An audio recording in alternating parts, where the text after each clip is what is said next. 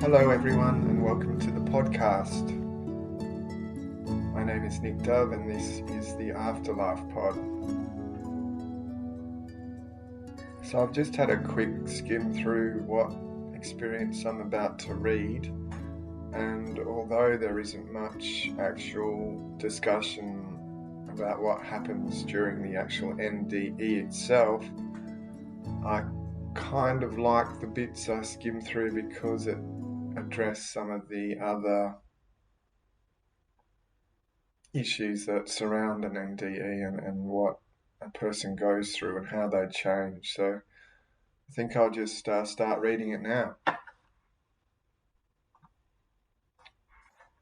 This one is called Left and Returned, and it's on the ians.org website. It was September 1998 at around midnight. I just turned 45 about a month prior. I was at home writing a DOS basic computer program on a 468 running Windows 95 and smoking heavily as usual, approximately 2 packets a day. I'd recently quit driving a taxi and was in the process of getting my taxi directory printed and sold. It was just dawning on me that I would make next to nothing on the venture after all my work, since the purchase price was barely covering the materials and expenses. Before that, my Japanese translation business had also bombed, and I had no other readily available options. I was very depressed about this for some time. My girlfriend had already gone to bed. For some time I'd been suffering occasional shortness of breaths and dizzy spells. Usually when these occurred, I would step outside for a minute or so to breathe deeply in the night fresh air.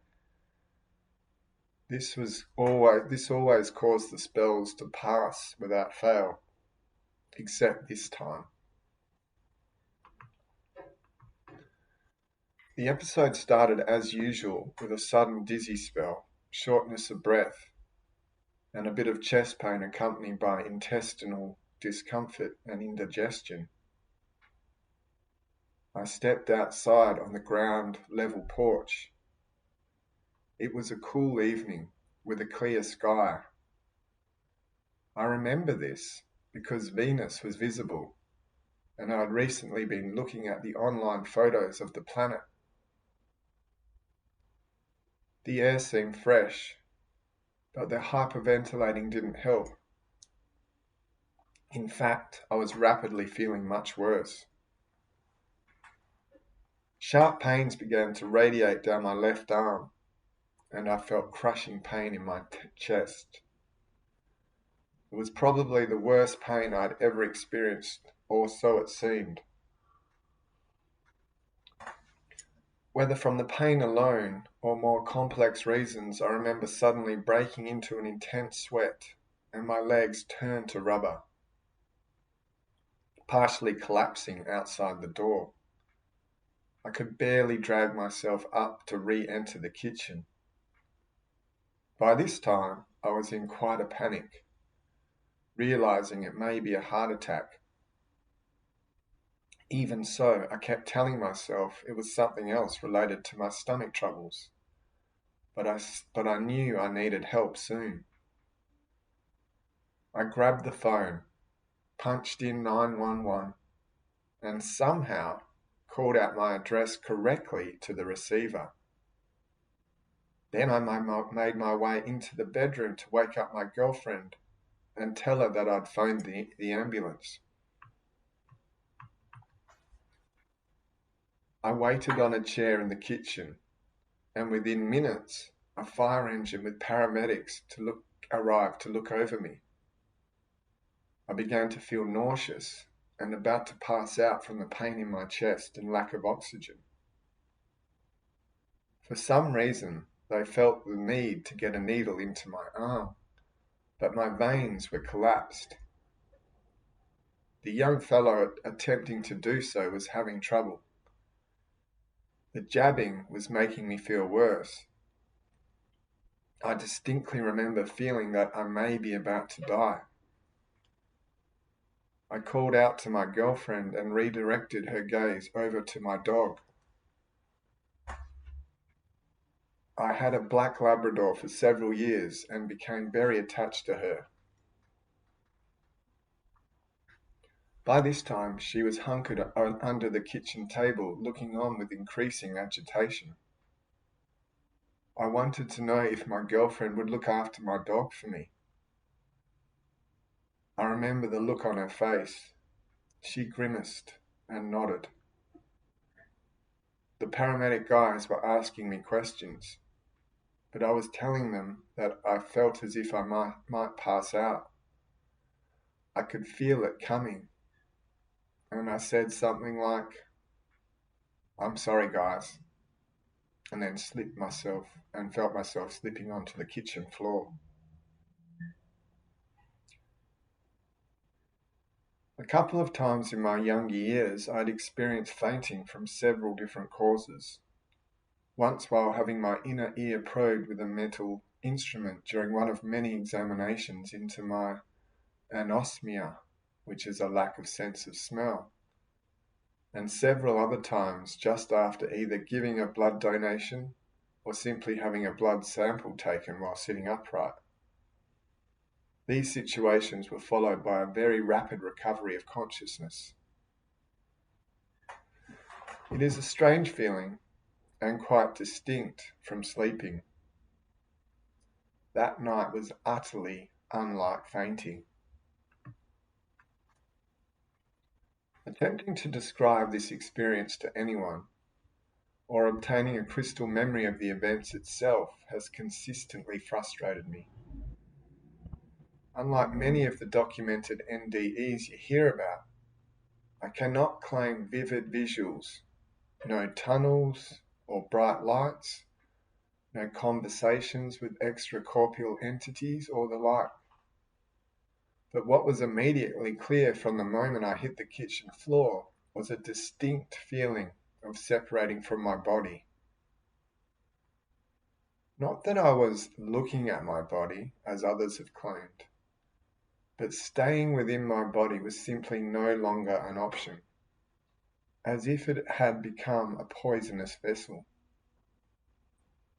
It was as if I had to get out of there. There was no pain, it was very peaceful.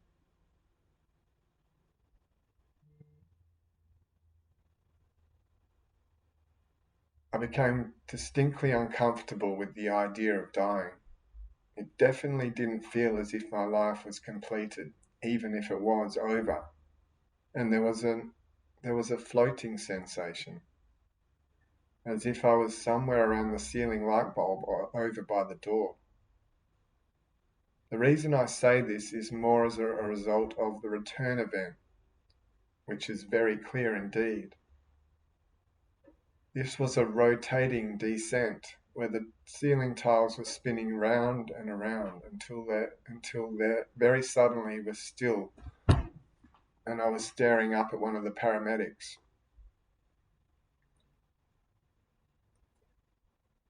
The first thing that came out of my mouth was, "Something very strange just happened." And I remember him immediately giving me a look that said, "Yeah, right, I don't want to hear about it." Then the pain was back, and I remember feeling fear that I might slip away again, this time for good. They were bundling me quickly onto a stretcher and into the ambulance that would haul me away to emergency care. My partner followed in her own vehicle.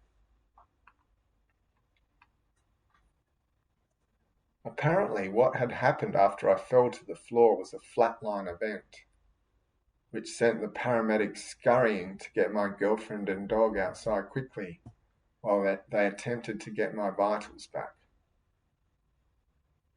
I have no idea what they did to get me temporarily stabilized, and never did I get an opportunity to thank them. It may have been 20 seconds to a minute that my heart was fibrillating uselessly as I lay there. I was not overweight, but rather the opposite.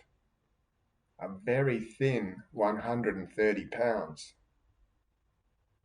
For several years I had been experiencing both stomach and intestinal problems, palpitations, occasional panic attacks related to stress at work, worry over money, and other health issues. I had worked nights as a taxi driver for over 16 years. Turns out my heart attack was not caused by coronary artery blockage at all, but rather a severe electrolyte imbalance, specifically a sharp drop in my blood potassium levels. According to the emergency doctor, my blood potassium was very low and nearly off the scale. An IV drip plus a stomach mixture they called the Pink Lady soon got things back to normal, and I was actually able to return home that very night with no permanent damage to my heart. That was the good news. However, it didn't mean I was okay by a long shot.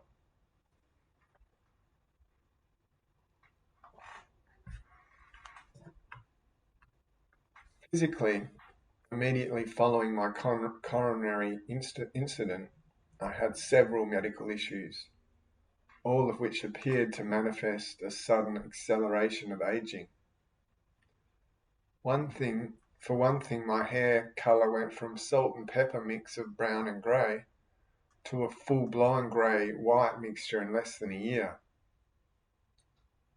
Also, within 6 months, my near vision, which had been deteriorating over previous years, suddenly required prescription bifocals for either reading or computer work. In addition, the condition of my teeth suddenly deteriorated, requiring several expensive trips to the dentist. Also, within a year I began to have back problems, including one protruding disc, which had pressure on nerves to my left leg, leading to limping and muscular atrophy. Surgery was recommended, but I decided not to subject myself unless it was a last resort. I viewed it a permanent alteration that would make it possible for any natural reversal towards healing. Impossible. I viewed it as a permanent alteration that would make it impossible for any natural reversal towards healing. Patience and determination have now restored my back's health. I can and do mountain trail hiking, and with care lift the same kinds of objects and perform similar tasks as in earlier years. Psychologically, after the NDE, I began to lose interest in sex. This partly resulted from fear of triggering a recurrence from overexertion, partly from feelings of extreme fatigue, and partly from severe depression that overcame me. Depression took the form of a strong sense that I was now very near the end of my life. My father had died of prostate cancer 2 years prior. Suddenly I was stripped of the vitality that I felt necessary to alter my course sufficiently and save me from the poverty and toil in which I now seemed trapped. Needless to say, these feelings did not improve an already faltering relationship, and the sort of arguments we had only aggravated my ill health. In retrospect, had I been capable of more quickly absorbing the altered life views afforded by the NDE, perhaps an amended sense of priorities may have saved that relationship.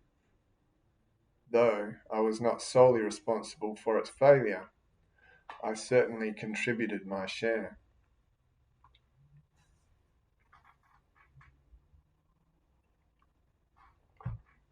On the positive side, I was impressed with the absolute necessity to regain a handle on both my finances and health, with the two inextricably linked.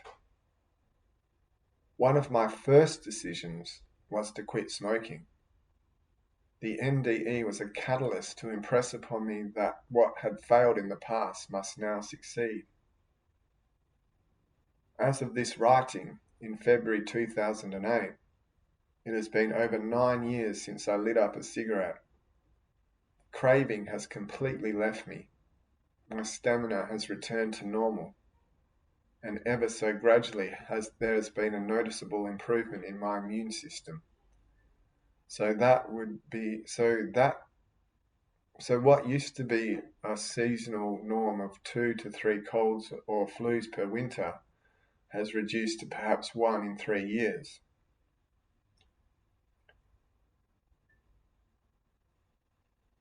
Finances have proved more difficult to rectify. Borrowing money to return to school for a vocational course in electronics and communication technology proved in the end to gain me little. On the physical after effects of the incident manifested itself in obvious short-term memory impairment. Apart from embarrassing incidents stemming from forgotten names, etc., this hampered my ability to study complicated material and retain details.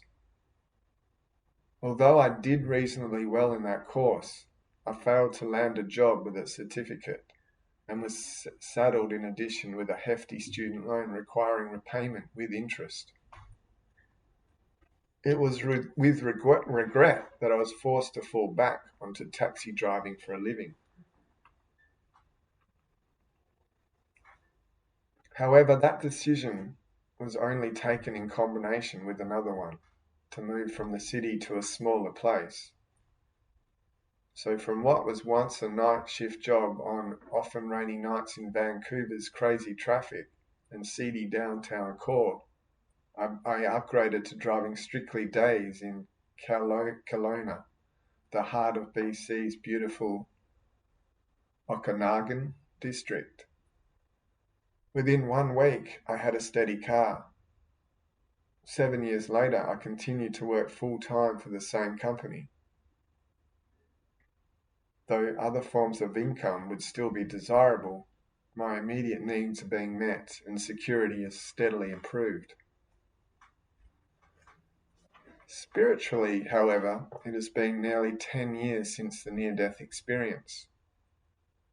Its effects are still with me every day in ways that have taken some time for me to appreciate. Raised in a rigidly scientific upbringing, I always firmly believed that we are strictly a product of biology, and that our consciousness derives only from the complexities of the human brain, itself a physical organ. Despite doubts to the contrary, independent thought seems unlikely to rest from the firings of neurons and transfer of neurotransmitters across synapses. I could not bring myself to believe in the concept of a soul separate from the human body. Still, too much a questioner to belong to an organized religion, notwithstanding diligent pursuits by Jehovah's Witnesses. Nevertheless, that one night utterly shattered my complacency concerning the soul-body connection. The overpowering impression of having left and returned was not to be rationalized away so easily.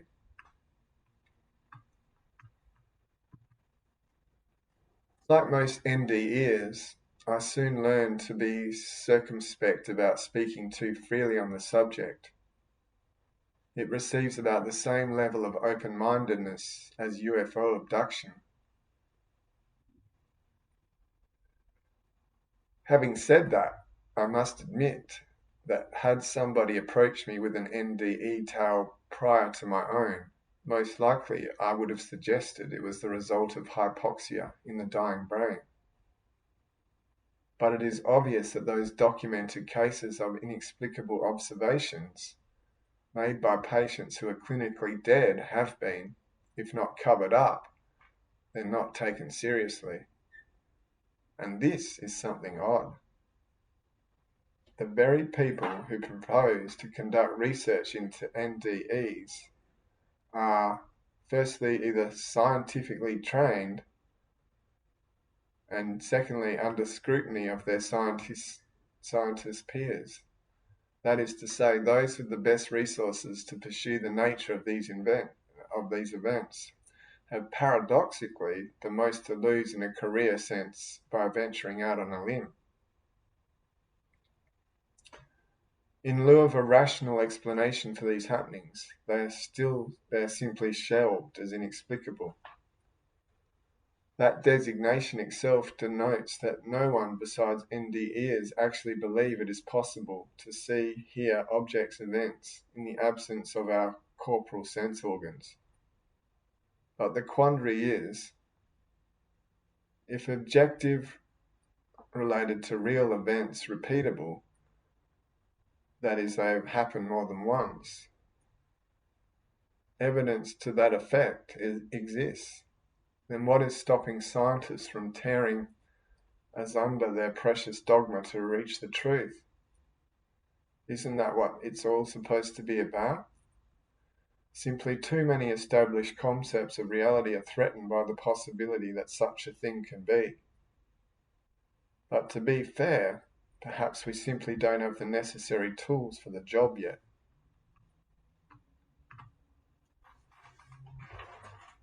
They say that NDEs often confer upon the survivor some sort of enhanced perception or empathic powers.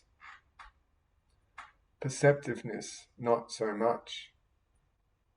I'm still fairly gullible to the experienced scam artists, but empathy is definitely enhanced.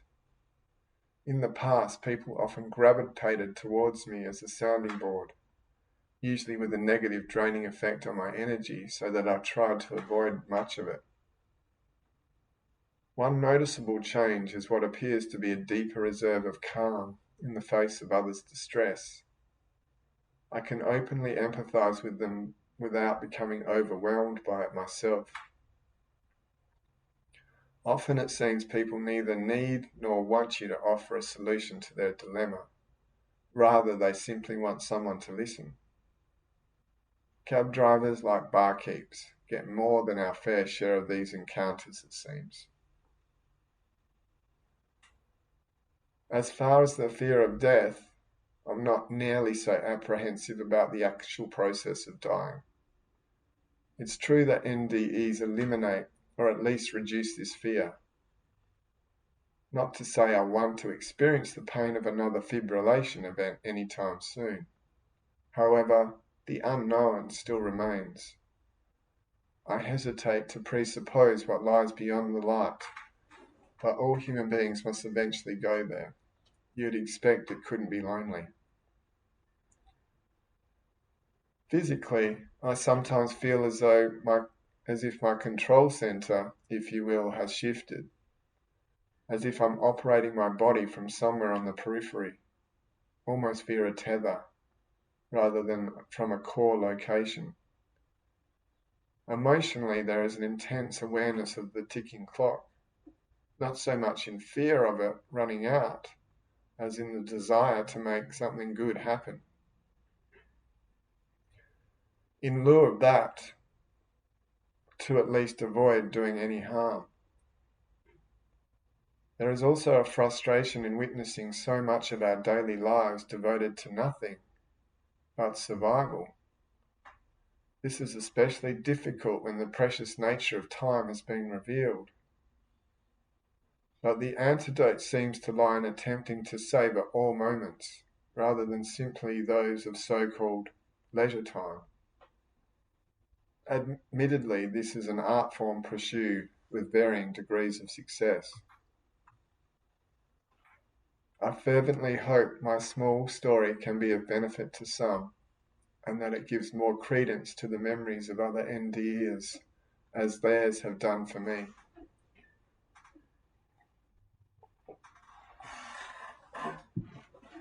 So, like I said at the start, this experience doesn't have much of an element of the actual behind the scenes look, if you like, of what the other dimension is like. It's more a reflection on, it's just a bit of a commentary, I guess, on NDEs and how this NDE has affected this guy's life. I'll quickly run through it again. So this guy's a heavy smoker. He's about 45 years old. He is in a relationship with a lady, and he's not overweight, but he's not really that healthy. And anyway, one night he's going out for a bit of fresh air, and this is what causes him to. This is the first part of when his near-death experience starts. He gets a bit of shortness of breath, a dizzy spell, and before he knows it, he's on the ground with some sharp pains rushing down his left arm and a crushing pain in his chest. He thinks he's going to die. He thinks he's having a heart attack, and he decides to call 911 and get a ambulance there, which arrives within a few minutes. He says this ambulance is a fire engine with paramedics on board. That's something we don't get in Australia. We have definitely got separate vehicles. I guess this fire engine might have been closer than the nearest ambulance was, because you don't really see that happen in this country. But anyway, so he finally gets some help. The ambulance guy starts trying to put a needle in his arm. I do not know what that would be for. You would have thought this guy was having a heart attack, so they would just be focusing on his breathing and heart rate. And I don't know what the drip is for. I haven't done enough of my nursing course yet to understand why he would need any drugs, unless it was adrenaline or something like that needed to be given intravenously. But he says this is really bothering him because the young ambulance worker is unable to find a vein, and it's just causing him a lot of discomfort, this constant pricking of the needle.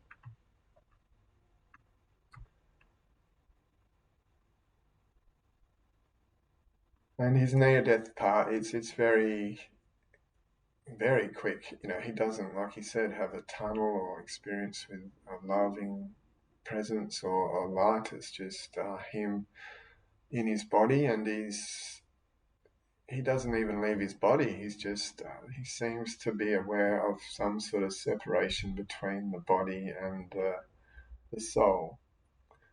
And for him, this is big because up until now he's been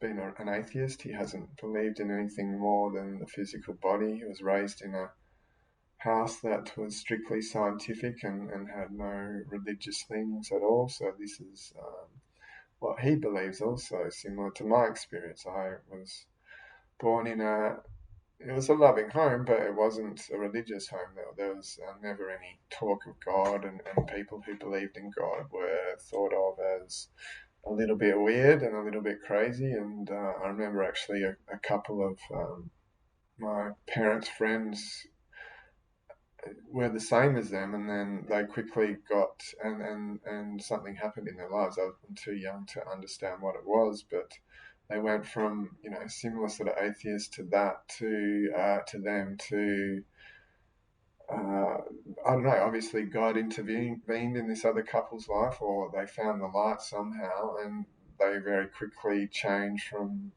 atheists to people who believed in God, and this, was very unusual for my parents. I didn't know what was going on, so yeah, it was just interesting. It didn't affect their beliefs or their thoughts on God.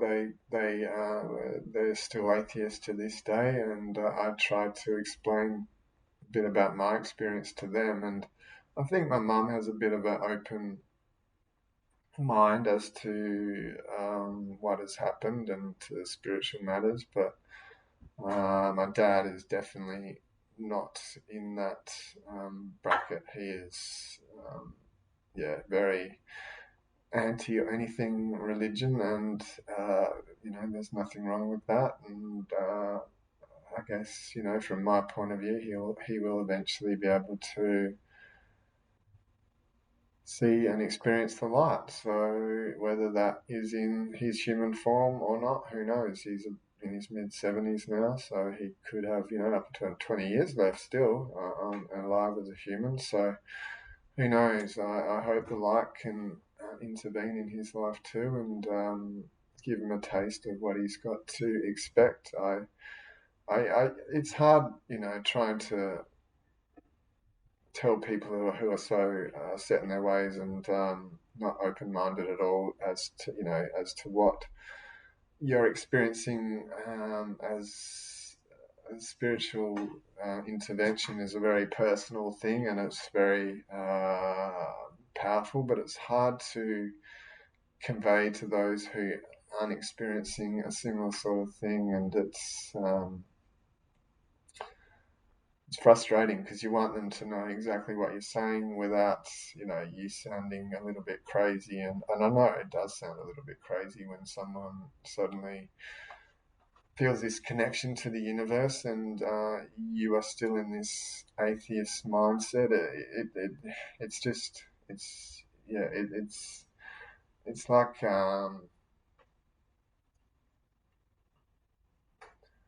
it's like you're stuck in this physical world, and that's what all it is. And suddenly, this person you've known is in this, got a taste of this other dimension, and it's hard to cross both worlds and to have a meeting point without someone experiencing a spiritual awakening for themselves and knowing exactly what it's like. But all you can do is, I don't know. I guess I'm just living my life, and they see the changes. My family see the changes I've made, and hopefully that is a little bit of a indication for them that something pretty amazing's happened. And but yeah, this guy, he is having this experience, and it's not much of a eye-opening, amazing wow experience. And all he says, he can just sort of feel a little bit of separation between his body and his soul, and that's enough for him to sit up and take notice and say, "Wow, there is." Looks like although he doesn't get the proof that some near-death experiences have, he is able to see that there he's not even totally convinced himself. He has this little glimpse of a separation, and he realizes that maybe I am a soul at my core after all, and this is enough for him to make a few changes in his life. So, unlike some people, he comes back from this experience, and his health seems to get worse. His hair's going grayer, his eyesight's getting worse. He feels he's got a back injury that keeps, giving him a lot of grief. And I don't know, I'm about this age myself, and I have all this stuff happening to me too. And not the sore back, but the greying hair and the eyesight getting worse. So I don't know if he's just at that age where things start to break down a little bit, or if he's just because of this issue he's having with his heart, it's accelerating the aging process. But yeah, unlike other NDE experiences where they come back and they can sometimes feel this incredible healing within their body and remarkable, almost miraculous acceleration in their recovery, this guy seems to feel his health falling down even worse. He's lost interest in sex. He's got his depression is getting worse, and he still feels he could die at any minute, and because what happened to his heart has made him very cautious and afraid of death, even though he had this little glimpse of what the afterlife, that there is more life after this life.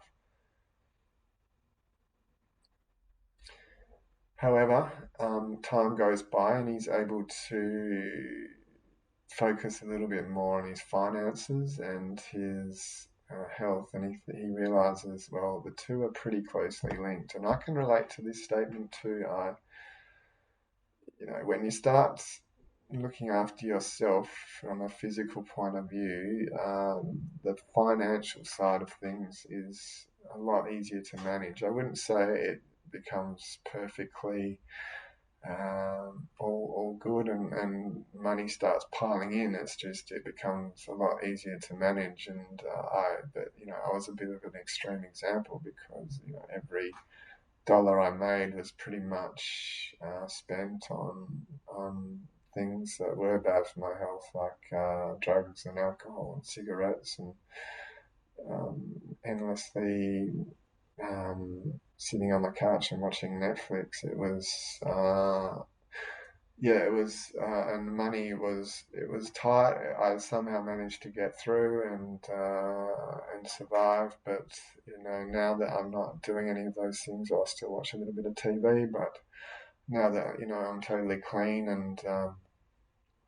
looking after my physical health and keeping fit and eating well and all that stuff, the money isn't not I'm not well off by any sense. I mean, I'm only an aged care worker, so that occupation is not a position that earns a lot of money, but somehow I still manage to save a little bit and function fairly well financially. It's amazing how the two are linked. So yeah, he decides to quit smoking, and he says he's gone 9 years now since he has a cigarette and no longer craves his smokes, and that's great and good for him. And he says because of this decision, for what used to be 2, 3 colds or flus every winter has now gone down to one every 3 or 4 years. And yeah, I guess that's a good side effect too. Your health will improve when you are no longer drinking or smoking or doing drugs. It's as simple as that.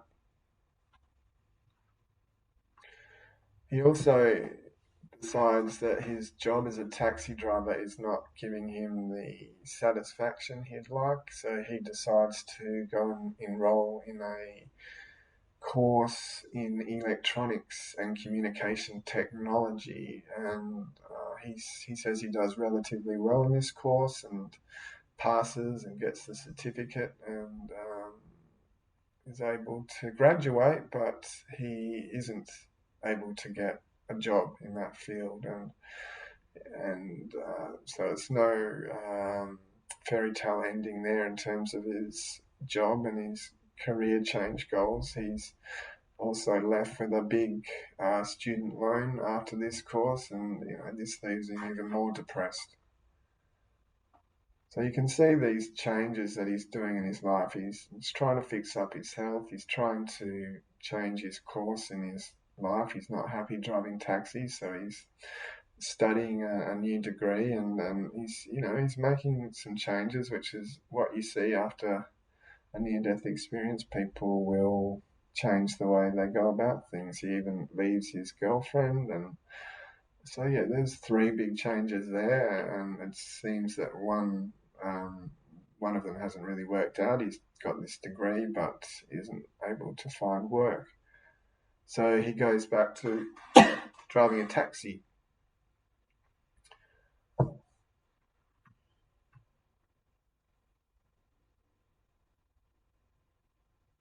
And this is not really a thing that he was happy to do, but he finds he has no option, and instead of working nights, he's decided to work day shifts, and he says this is a lot easier for him to get by and function. And I know what that's like. He did, I don't know, what does it say, 14 years or something as a night taxi driver, and that is pretty hardcore. I did night shifts as a care worker for 6 months, and it's very hard. You live in an alternate reality, really. You're just, you're obviously sleeping when the sun's up and working while the sun's down, and it just takes a toll on your body. Well, it did mine, I guess. If you did it for over a decade, your body might adjust to it. But for me, it was exhausting. I didn't sleep that well during the day. It was very unnatural for my body to be doing that. And I think 6 months was enough for me.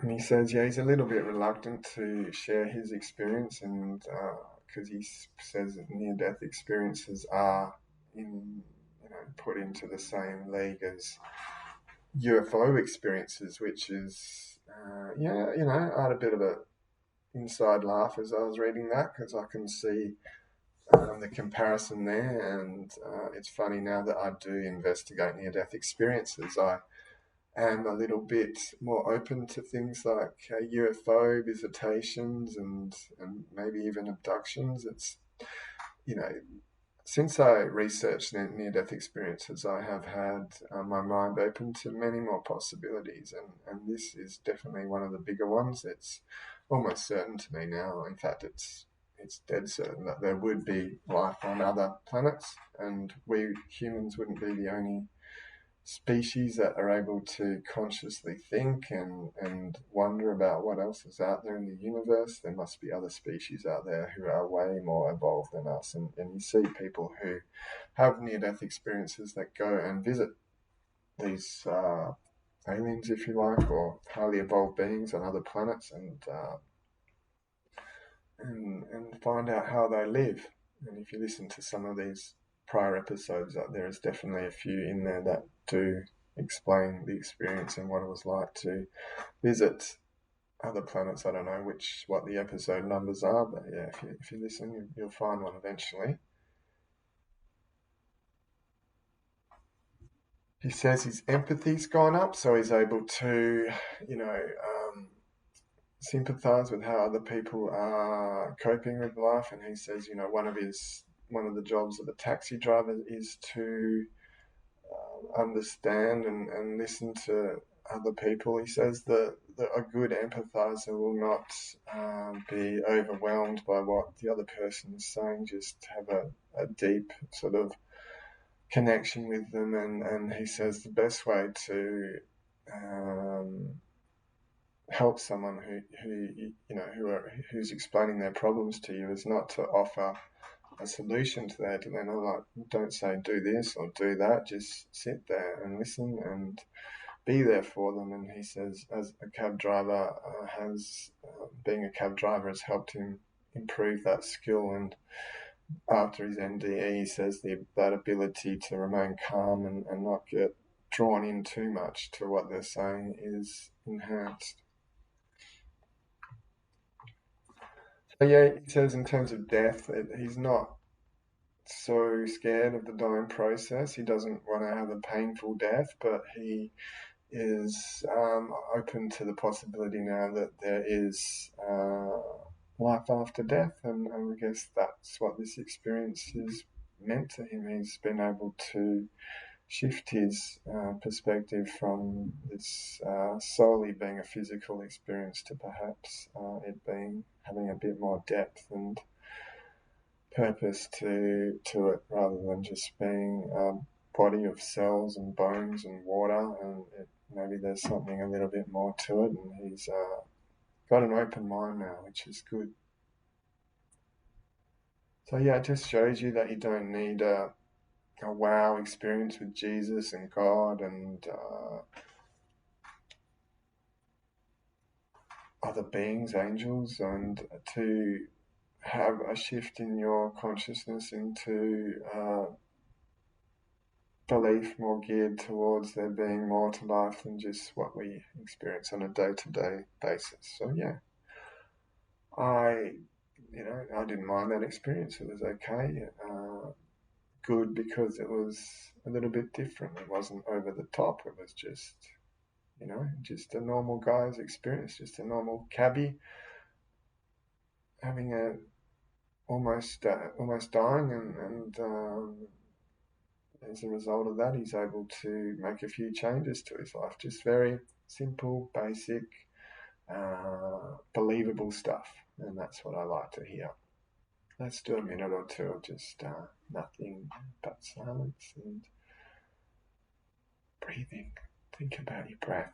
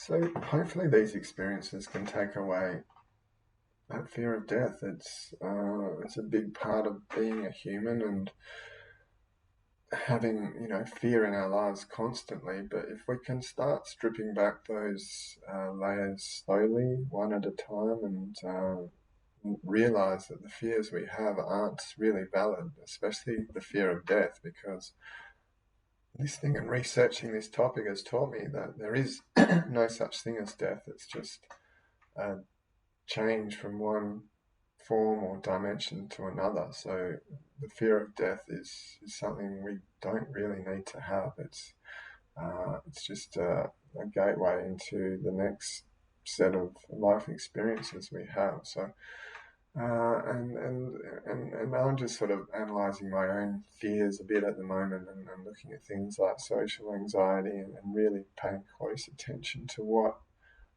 why I get so scared about certain things, and what it is that is actually making me scared. In terms of my social anxiety,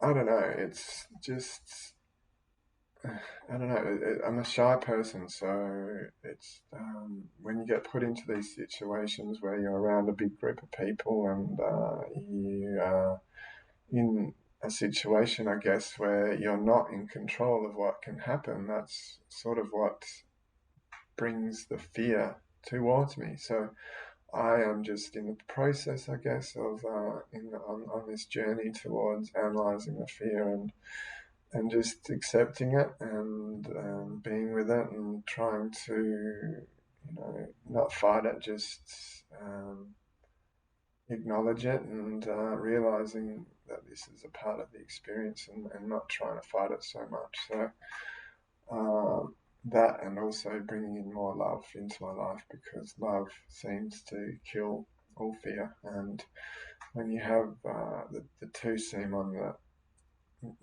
each end of the spectrum, you got the fear and the hate and the negativity, and you got the love and the positivity and the connectedness. So, it just makes sense to me to gravitate towards that as another antidote to minimizing fear in my life. And if you, I think that would be a good way of looking at it for anyone, no matter what scares them, whether that's spiders or being alone or whatever it is, whatever your fear is. If you can learn to see the positives in any situation too, just gravitate towards things you like, whether even if you are in a scary situation. If you are scared of bugs or spiders and you see one crawling on your leg, if you can quickly get that off and then start thinking of, anything that can bring a bit of joy and happiness into your heart, it's going to quickly remove that experience from your mind and put it towards something that is more positive. In my example, where I have a bit of social anxiety, is what I'm trying to do is just in those situations where you do feel your heart beating a little bit faster and you feel that anxiety start to rise, just see something in the room that I am enjoying, and like it might just be the sun coming through the window, or it might be just the way someone looks that day. They might have their hair done nicely, or the clothes they have on, or just anything, the feeling of my hands on the desk or whatever. There's so many things you can put your awareness into rather than what is scaring you, and they're just little tricks that I'm trying to slowly grow in my own experience. And I just thought I'd pass on a couple of those tips to you and see if you can encompass them into your own life and hopefully avoid all those negative, or you can't avoid all those negative feelings, but just little techniques to try and keep them to a minimum. But thank you for listening. I love you all. I look forward to talking to you next week, and just keep being yourselves, keep being amazing, and embrace this wonderful experience we call life as a human. Talk soon. Bye.